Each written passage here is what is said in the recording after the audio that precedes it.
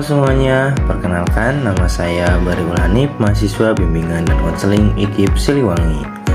Nah, di video ini kita akan membahas secara mendalam tentang self assessment atau penilaian diri. Self assessment atau penilaian diri penting karena membantu kita memahami siapa diri kita yang sebenarnya, baik dari segi kemampuan, sikap, maupun tujuan. Selanjutnya, pengertian self assessment. Self assessment adalah proses menilai dan mengevaluasi berbagai aspek dalam diri sendiri.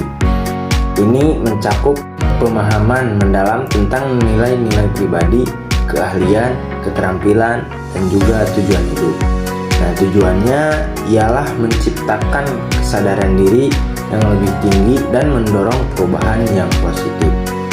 Selanjutnya, faktor yang mempengaruhi self assessment.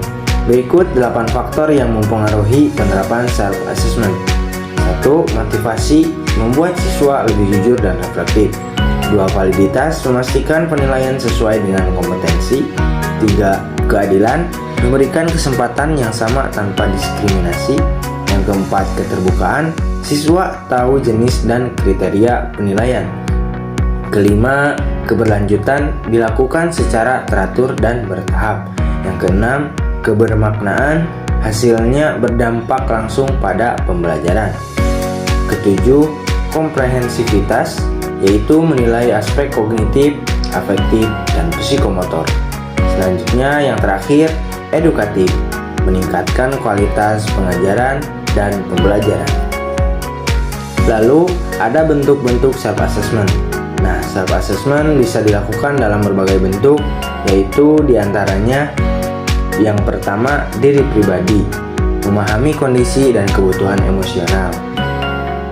Kedua, karir, menilai arah, kekuatan, dan minat kerja. Yang ketiga, etika dan nilai, yaitu menyusun prinsip moral dalam hidup. Yang keempat, hubungan, yaitu mengevaluasi dinamika dan pola relasi sosial. Yang kelima, finansial, mengelola pendapatan, pengeluaran, dan tujuan keuangan. Yang keenam, kesehatan, merefleksikan kondisi fisik dan mental.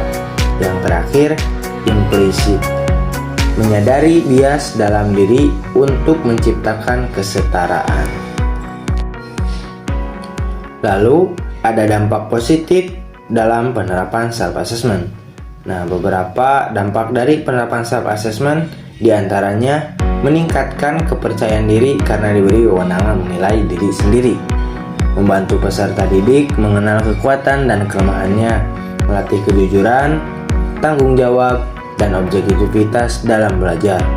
Dengan begitu, siswa akan menjadi lebih mandiri dan berorientasi pada perbaikan diri.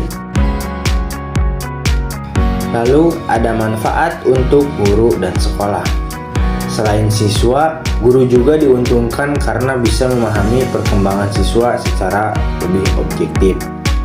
Sekolah juga mendapat data yang akurat untuk mendesain strategi pembelajaran yang lebih tepat sasaran kepada siswa.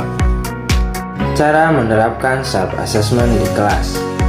Menurut Lorheiser dan Ross, terdapat 4 langkah dalam menerapkan self assessment. Yang pertama, brainstorming bersama siswa untuk menyusun kriteria penilaian. Lalu memberikan contoh nyata penerapan kriteria. Yang ketiga, siswa melakukan self assessment sesuai kriteria. Terakhir, guru memberikan umpan balik dan membantu tindak lanjut untuk pengembangan siswa.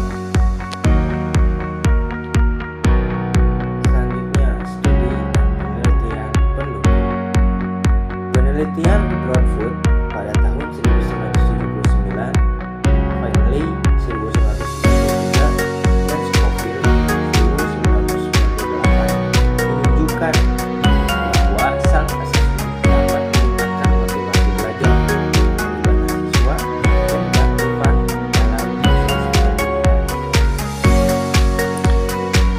Selanjutnya ada peran guru dalam self assessment.